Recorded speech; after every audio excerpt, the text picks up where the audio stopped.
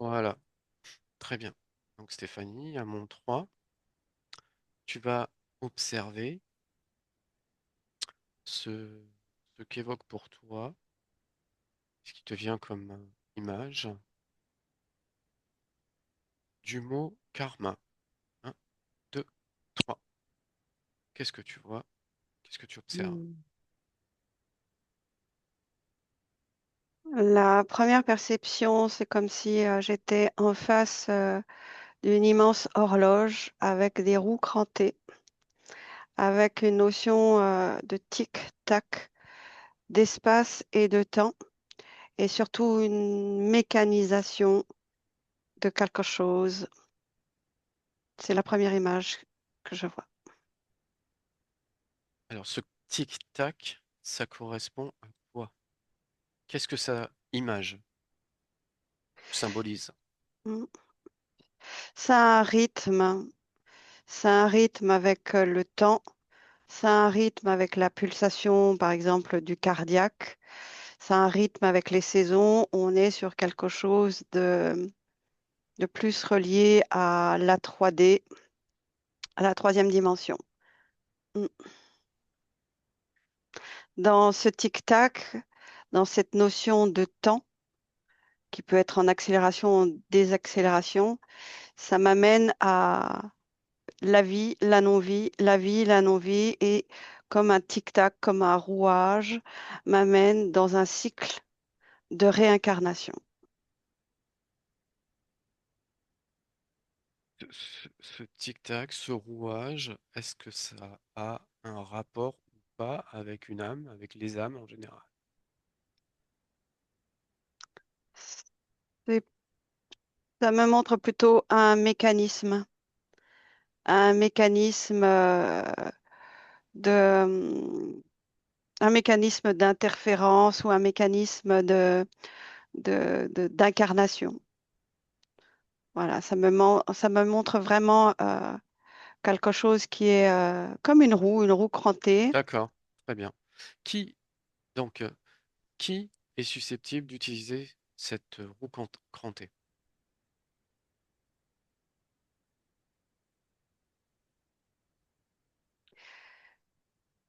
Là, je suis connectée à des parts subliminales en fin de vie avec des peurs où je les vois, elles manifestent beaucoup de peur, beaucoup d'interrogations, beaucoup le mode, les croyances, le paradis, un enfer, une situation très émotionnelle dans le sens où il y a eu des circonstances de leur vie où elles n'ont pas été toujours très gentilles ou très...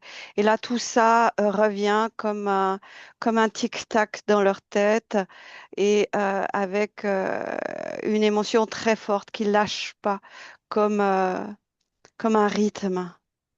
Voilà. Et quand j'observe ça, ça me fait un parallèle avec la première observation de cette grande horloge euh, de l'incarnation. C'est comme si à ce moment-là, dans ces peurs de fin de vie, la peur d'avoir mal fait, c'est comme s'ils réveillaient en eux une sorte dans leur génétique, une sorte de compte à rebours. Et qu'est-ce que ça entraîne alors après, par rapport à cette roue? Qu'est-ce qui se passe ensuite pour ces personnes-là? C'est la fréquence qu'ils émettent dans ces moments-là qui fait qu'ils se connectent à la fréquence du rouage de l'incarnation, du cycle, ce qu'on peut appeler le cycle karmique. D'accord. Donc en fait, c'est des fréquences de peur, de croyance, d'incertitude, c'est ça? Oui, qui anime la fréquence de cette grande horloge. Et c'est une manifestation de rentrer dans un rouage et de ne plus être maître de sa volonté. Et D'accord. comme si tu sortais par une porte qui est un compte à rebours, un décompte, un Très bien. stress. Mm. Si on prend une personne dans les mêmes conditions, mais qui est en paix, qui n'a pas de peur, elle n'est pas à la fréquence de rentrer dans cette roue, du coup. je comprends. Elle n'est pas du tout connectée à ce rythme, à ce tic-tac. C'est un rythme, hein, Oui, pas du tout. Elle a ses fréquences beaucoup plus hautes, rehaussées, et je vois le haut de ses chakras qui vibre et le bas de ses chakras qui s'éteint. Voilà, c'est comme si elle se permettait de sortir par une porte beaucoup plus haute et il n'y a pas ce compte à rebours ou cette fréquence du tic-tac. très bien. Donc si on se remet dans le cadre des personnes qui sont sur la même fréquence de ce tic-tac, Mm, de cette roue, mm. qu'est-ce qui se passe ensuite alors? Par exemple, Eh au moment de leur décès, je suppose, qu'est-ce qui se passe? eh bien, à l'inverse, toute la partie haute du corps s'éteint, la lumière de la personne s'éteint, la vibration basse du corps s'allume et au lieu de sortir par des hautes fréquences, ils sortent par des basses fréquences, ils sortent par un système émotionnel qui peut être relié au deuxième chakra, premier chakra. Et là, plus ils descendent basse dans les fréquences et plus le rouage est comme un mécanisme d'emprisonnement. Mm. C'est quoi exactement le premier chakra et le deuxième chakra pour toi? Chakra racine, chakra Oui, sacré. d'accord. Mm. Donc en fait, ils baissent leur fréquence et après, quelle est la... En tout cas, à leur mort, leur fréquence baisse de leur partie subliminale, c'est ça? Oui, Et donc après, quelles sont les conséquences à ça? le fait de sortir dans des espaces de leur chakra à basse fréquence, ils sont connectés à ces peurs et ces peurs prennent une dimension où tout devient leur création. La peur prend vie. S'ils ont vécu des traumatismes, ils peuvent revivre des traumatismes. S'ils ont vécu de la colère envers quelqu'un, ils vont la revivre, mais avec une notion d'être sauvé, une rédemption, avec cette notion de péché. Et là, ils attendent un sauveur pour les ramener. Et donc, pour le principe karmique de ce tic-tac ou d'interférence, c'est très facile pour eux de revêtir l'image d'un Dieu, l'image de Marie, l'image de... Peu importe, peu importe l'image. Et ils attendent Alors, un sauveur. Mm. très bien. Alors, si on se replace juste après le décès, donc il y a une sortie dans des basses fréquences du corps, c'est ça? Oui, Et ensuite, à ce moment-là, il y a leur propre peur qui se manifeste, c'est ça? oui, c'est ça, cette peur de mourir et d'être jugé par rapport aux actes qu'ils ont faits ou D'accord. des choses qu'ils n'ont pas pu exprimer, les ramène dans des champs de possibilités. Alors, soit ils reviennent dans cette vie comme une boucle fermée pour revivre exactement cette intensité. C'est un auto-jugement. Donc là, tu parles de réincarnation. C'est une réincarnation qui est remis dans le cycle du karma, mais comment dire, c'est comme une boucle fermée. C'est comme s'ils avaient focalisé leurs attentions sur la partie négative de leur vie. Mhm. Et automatiquement, dans cette roue du karma, ils vont être propulsés dans un cycle de réincarnation où ils vont revivre la même intensité. Et des fois, certaines personnes, c'est des boucles, c'est des boucles, c'est des boucles, c'est des Ah, boucles. C'est de alors, l'autopunition, quelque part. quand tu dis même intensité, c'est même genre de fréquence. Oui, C'est-à-dire, par exemple, très s'ils ont eu de la... basse, Comment? très basse. Très bas. C'est-à-dire, s'ils ont eu des peurs dans leur vie ou des choses qu'ils ont vécues comme du péché, ça va revenir exactement pareil, c'est ça? Oui, c'est une sortie comme ce tic-tac. C'est comme si tu rentrais dans un rouage où tu expérimentes le même type de fréquence, le même type de vie, le même type de persécuteur, ce genre de choses. Et ça peut durer très longtemps, cette cycle. Comme ce qu'on pourrait peut-être dire par rapport à certaines religions qui parlent du purgatoire, mais c'est la personne qui se le crée.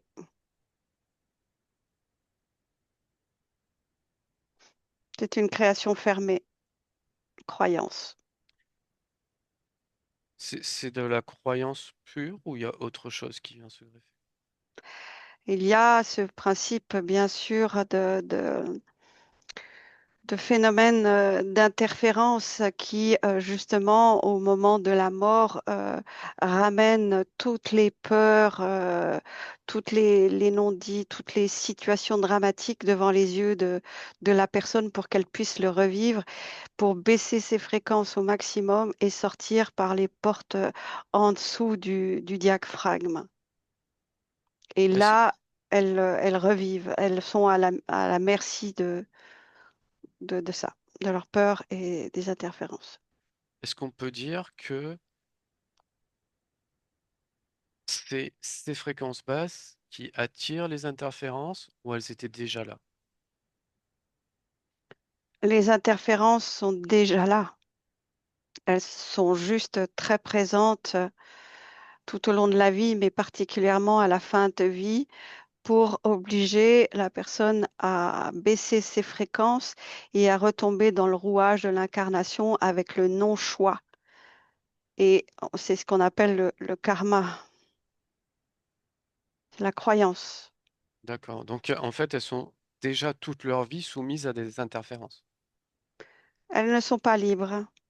D'accord. Après, elles peuvent avoir eu un beau chemin d'éveil sur cette vie-là, Mhm. où elles ont pu se délier d'interférences. Et à la fin de vie, si elles ont vraiment continué à travailler sur toutes les croyances, les peurs, les limitations, eh bien, l'interférence n'a pas de pouvoir à ce moment-là. Et elles restent dans des fréquences plus hautes. Et en restant dans les fréquences plus hautes, elles ont, euh, elles ont plus de possibilités. C'est comme si là, je suis en train de voir l'intermédiaire. Là, ce dont je t'ai parlé juste avant, c'est l'incarnation du rebut de la boucle sans fin. Mhm. Celle que tu m'as permis de voir tout à l'heure, c'est une personne qui sort par sa porte de l'âge du chakra coronal.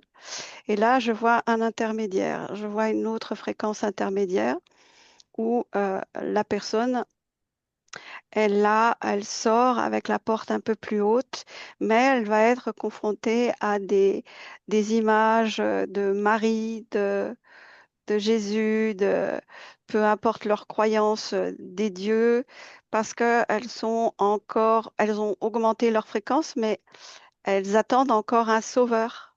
Elles attendent encore quelque chose qui vient de l'extérieur. Et donc, au niveau de cette fameuse horloge du rouage, on est encore dans un thème des rouages, mais plus subtil, plus fin, où là, la personne reçoit de la vibration de la lumière, mais c'est pas sa lumière.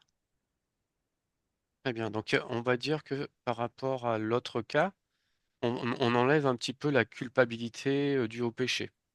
Il y a Oui, moins de culpabilité due au péché, donc la oui, personne vibre un peu plus haut, oui, mais elle est quand même, par rapport à ses croyances, prisonnière de cette roue. oui, oui, parce qu'il y a cette notion d'attendre que quelqu'un vienne la sauver ou vienne la chercher. Très bien. Et donc la vie qu'elle va avoir va être aussi une sorte de remake de ce qu'elle a déjà vécu. On ne sera pas tout à fait dans le remake. On va lui proposer des sortes de pseudo-choix. Comme si, parce que à ce moment-là, quand elle est dans cette fréquence-là, où elle attend un sauveur, elle a aussi sa propre lumière qui est là. Donc, Mhm. en fait, ces êtres interférents qui vont se manifester dans la plus belle lumière qu'ils peuvent vont lui montrer qu'elle a des missions à faire, vont lui montrer, waouh, si tu reviens sur la Terre, regarde ce que tu peux faire. Valorise une forme d'ego et en fait, comme un élu choisi par un dieu. Et là, elle rechoisit un cycle d'incarnation qui fait qu'elle retombe dans une sorte des pièges de l'ego avec toujours la croyance que l'autre est plus puissant, un phénomène extérieur. Elle n'a pas encore compris que son unité, sa lumière, sa puissance, elle vibre à l'intérieur d'elle. Elle ne le voit pas, elle ne voit que le phénomène extérieur. Donc, c'est une autre forme de roue crantée, en fait. Et c'est plus fin. J'ai même un bruit, j'ai même un son très comme le tic-tac, je te parlais tout à l'heure. Quand tu es dans cette boucle du péché et que tu t'auto-punis entre guillemets toi-même, tu descends vraiment dans des fréquences très sourdes. Et là, le tic-tac, il est sourd. Voilà. Et quand cette autre personne a fait un travail sur elle, mais elle croit toujours qu'il y a un sauveur, c'est plus fin, c'est plus subtil. Est-ce que cette personne de son vivant, enfin, et au moment où elle décède, est-ce qu'elle est libre? Ouais, il y a quand même des interférences. Il y a quand même des interférences, mais ils ne sont pas aussi proches. Et ils ne peuvent pas jouer avec les peurs. Ce sont des personnes qui sont en recherche de spiritualité et ce sont des personnes qui communiquent, qui ont appris à faire des soins, de prendre soin d'elles, de communiquer, de dire ce qu'elles pensent, mais à chaque fois, elles donnent le pouvoir à l'autre.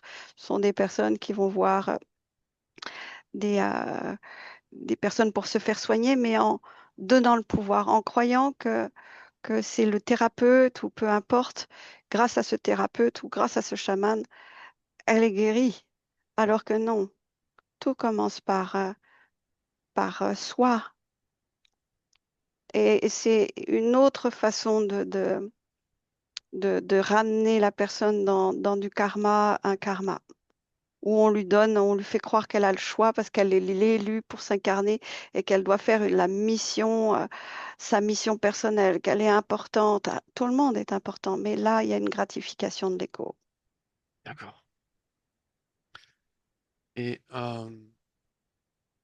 si tu devais donner des pourcentages sur les par rapport à l'ensemble des personnes que tu peux observer, les personnes qui sont dans le premier cas et dans le deuxième cas, tu peux donner un pourcentage? Le premier cas qui ne choisit pas et qui refait des boucles enfermantes en permanence, et c'est beaucoup, beaucoup relié à la religion, mais le côté, comment dire, euh, je suis connectée beaucoup à cette religion du Moyen Âge ou des religions extrémistes. Et là, ouais, ça me montre que quand même, il y a vraiment ça qui est présent. Ce que je perçois aussi, c'est que la personne, à tout moment, quand elle va plonger à l'intérieur d'elle et qu'elle se reconnecte à son noyau, à sa lumière, elle sort de ça. Ça me montre ça aussi. C'est qu'il y a beaucoup, beaucoup de personnes qui sont dans ce piège de retourner dans des boucles, mais je vois que l'étoile, la lumière de la personne est toujours à l'intérieur. Elle est juste, comment dire, plus cachée, comme s'il y avait des voiles autour, Donc mais si elle a tu... toujours l'accès. Mm. Très bien. Donc si tu devais donner un poids, un pourcentage par rapport à l'ensemble des personnes, ce serait de quel ordre à peu près? Je verrai la moitié de la population. Très bien.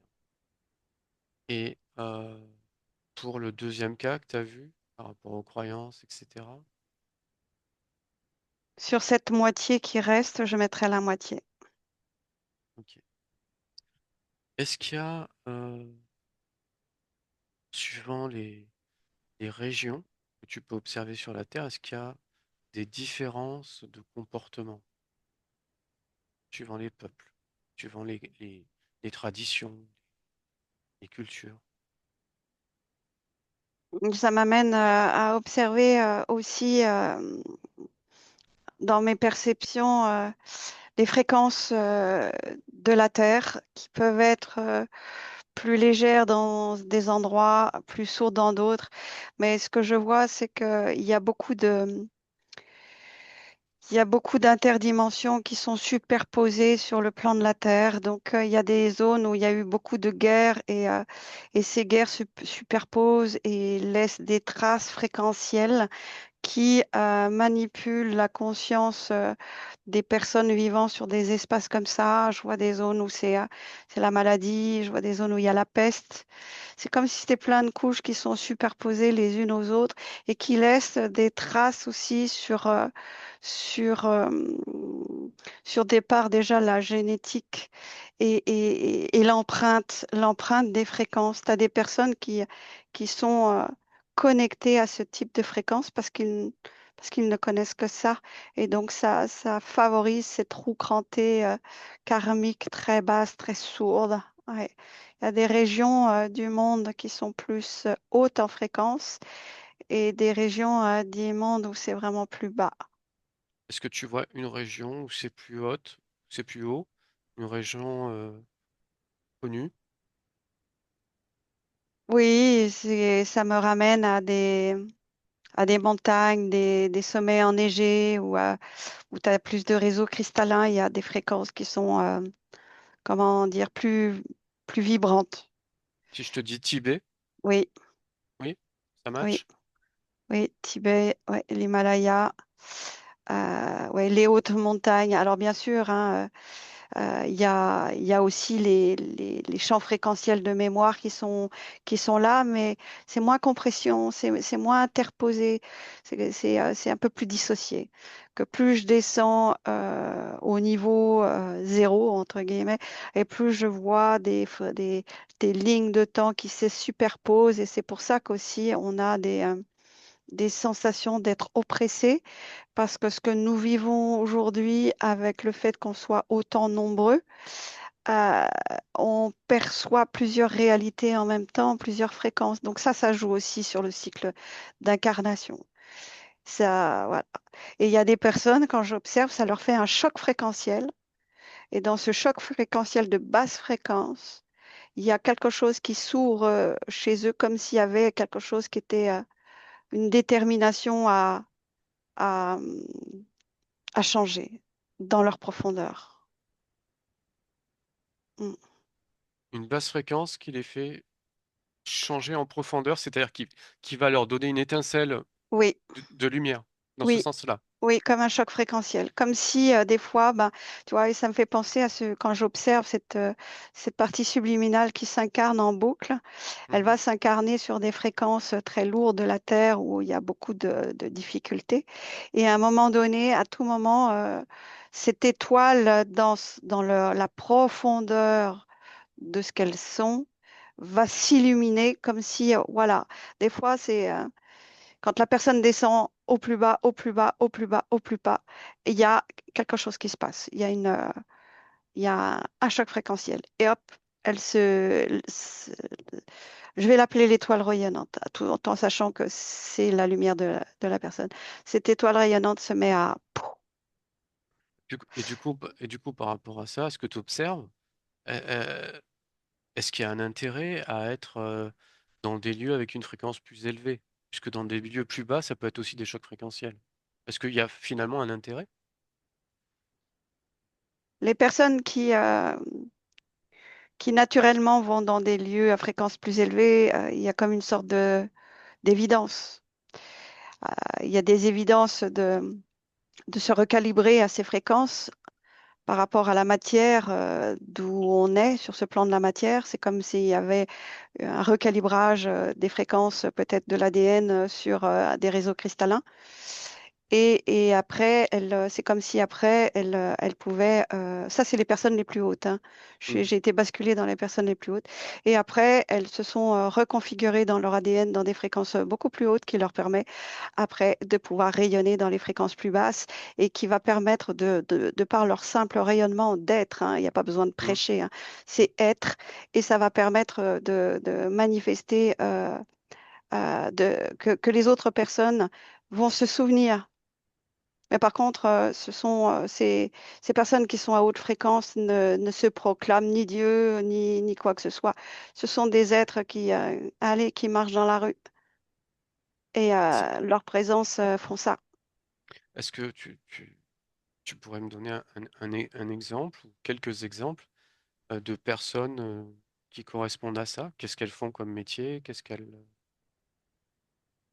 Bah, je suis amenée au Japon. Au Japon, dans cette partie où il y a une surpopulation. Et je vois un enfant de 8 ans. Un enfant de 8 ans qui est dans son école avec un tablier, quoi. C'est assez rigide. C'est assez rigide. Et lui, en fait, il pense. Il ne fait que penser. Et en pensant, il crée. Il crée des fréquences. Et ces fréquences, par exemple, dans cette école, chaque enfant, comme il y a une interconnexion, chaque enfant va connecter la fréquence. Le rêve commence à venir. La création commence à arriver. Et même s'ils sont dans des zones enfermantes, il y a quelque chose qui commence à expanser. Et cet enfant est comme tout le monde, sauf qu'il expanse ses pensées, il expanse sa lumière qui génère sur les autres une expansion.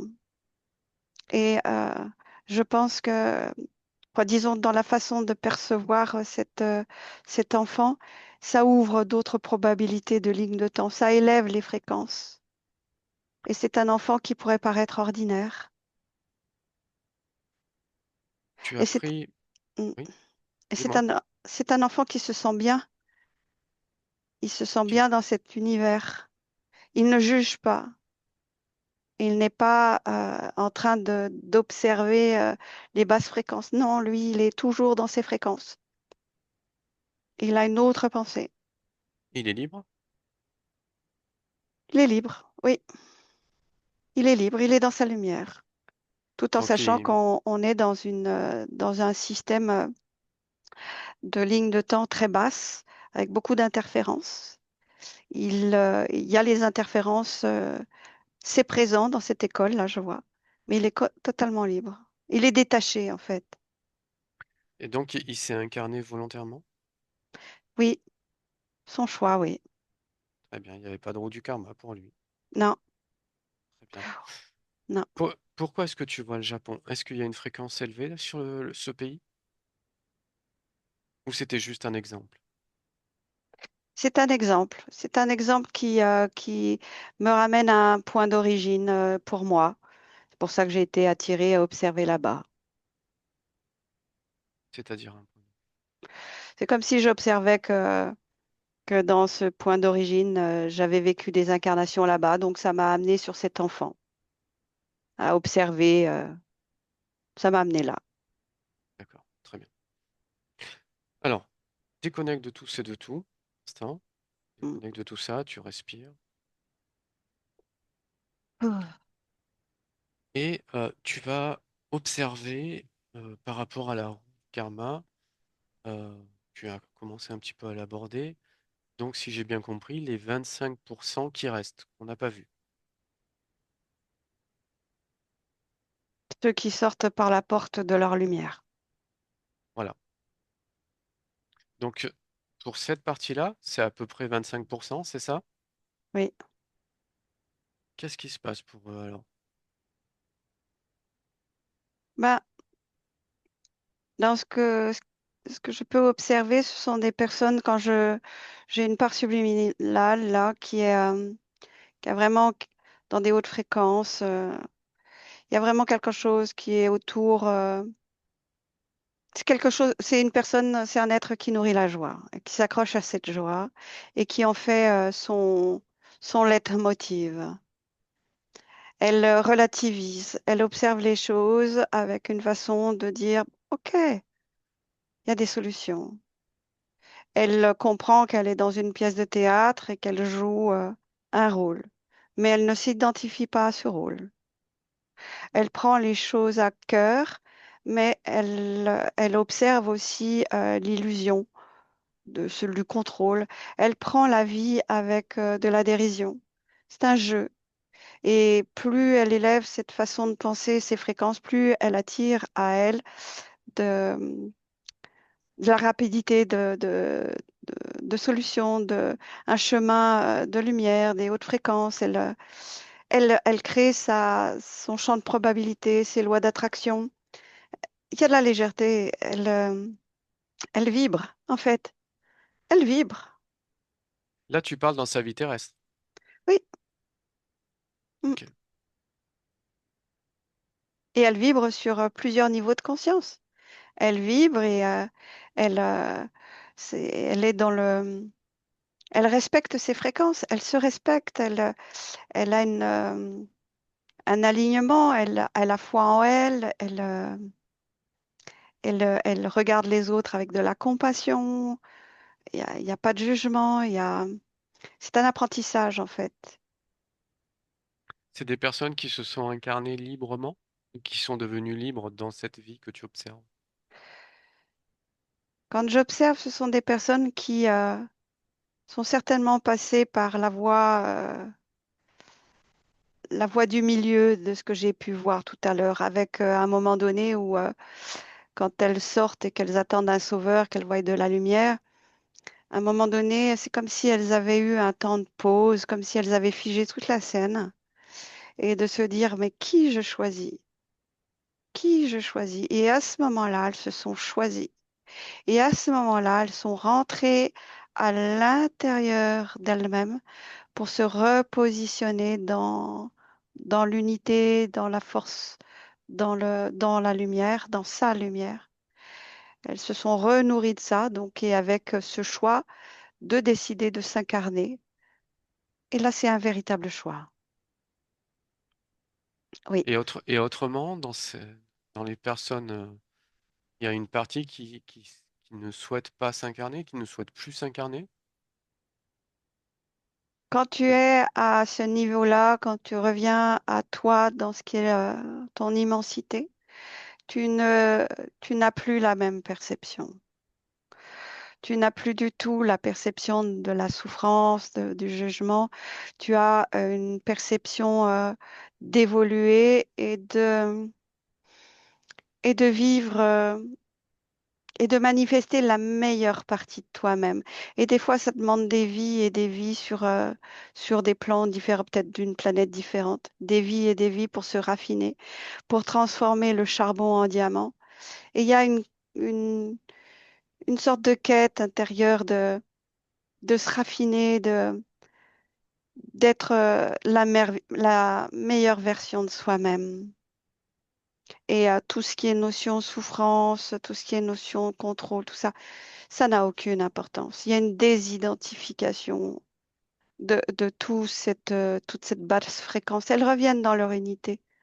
Et après, elles font le choix de recommencer un cycle d'évolution pour expérimenter peut-être une planète ou une autre avec un thème spécifique. Et des fois, ben, elles choisissent de s'incarner dans des corps souffrants parce que c'est un principe évolutif. Voilà. Parce qu'il y a un choix et non pas une interférence qui choisit parce qu'on a donné le pouvoir à l'interférence. Non, là, il y a un véritable choix de se réexpanser et de trouver des zones de la matière plus haute ou plus basse. Parce qu'à ce moment-là, ça n'a plus aucune importance. Le but, c'est l'expansion, c'est de se manifester. À la base, nous sommes des créateurs. Nous créons. Nous créons notre monde. Nous créons des mondes. Et c'est ça, ce qui anime la conscience. C'est l'expérience. Hmm. Très bien. Est-ce que tu veux faire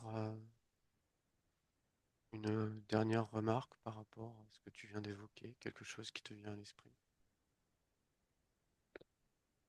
Oui, quand j'observe ces trois parts subliminales, celle qui vit en boucle son enfer, celle qui est au milieu qui donne son pouvoir et celle qui est à l'intérieur d'elle-même qui se manifeste pleinement, eh bien, tout est, comment dire, il y a toujours le choix. Il y a toujours vraiment cette impulsion du choix. Et ça me montre qu'on est vraiment dans quelque chose d'une illusion qu'on valide.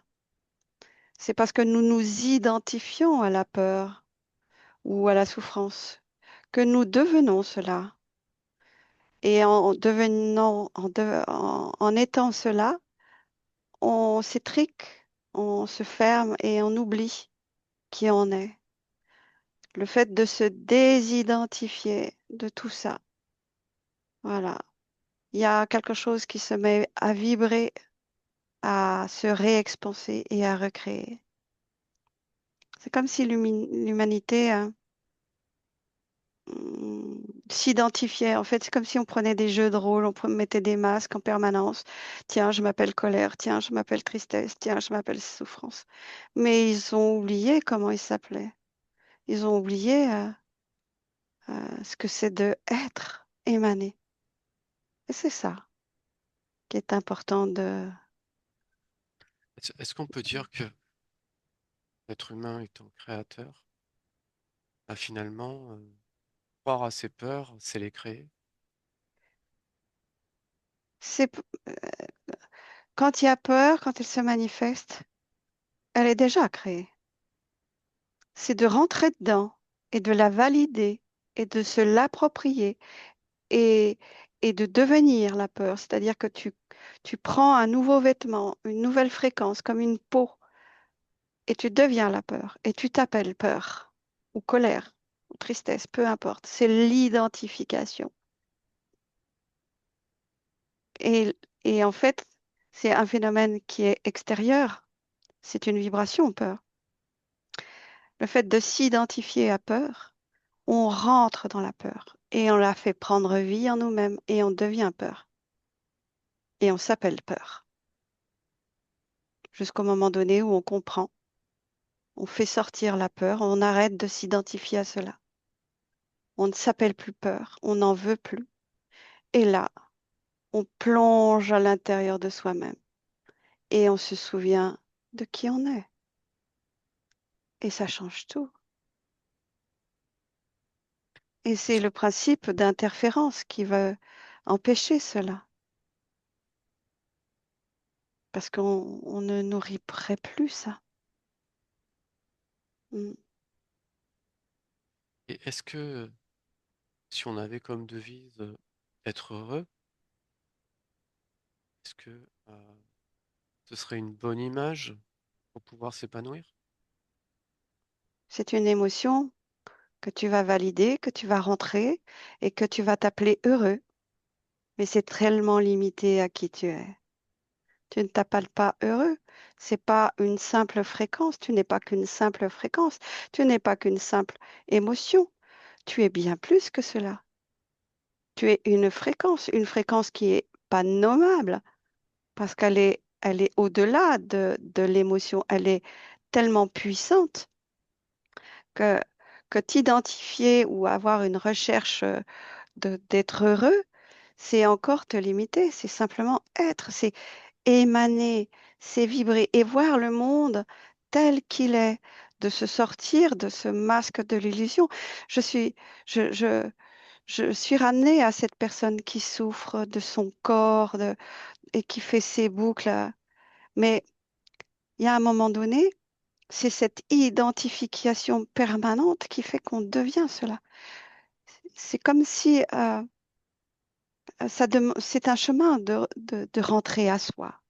Mais ce chemin, il peut être en un claquement de doigts.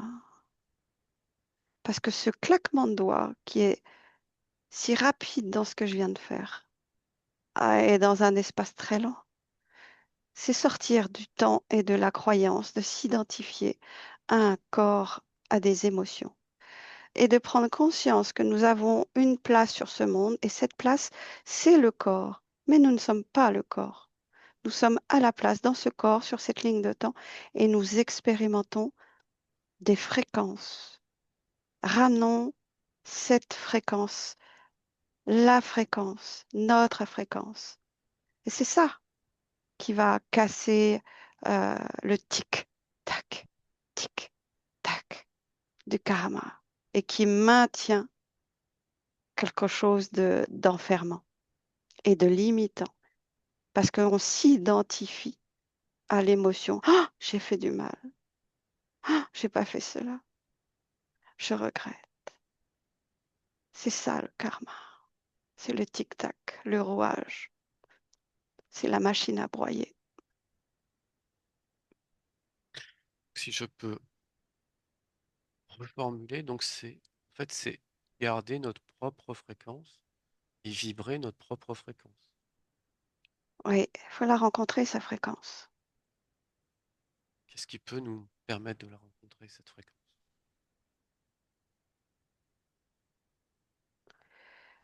Je ne peux parler que la fréquence qui m'anime à moi.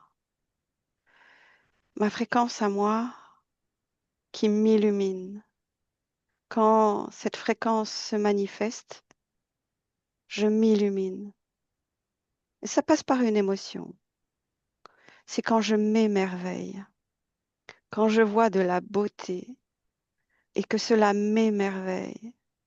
Je rentre dans une fréquence spécifique et je sais que c'est ma fréquence qui est possible dans ce corps humain parce que cette fréquence de l'émerveillement, je ne peux la recevoir que dans ce corps humain. Si je la recevais dans cet alignement de ce qui je suis, dans ce que je suis de plus grand, ce corps ne pourrait pas le supporter. Mais j'y mets, voilà, je ne peux parler que de mon propre, ma propre expérience. Et cela m'illumine quand je m'émerveille, quand je vois de la beauté.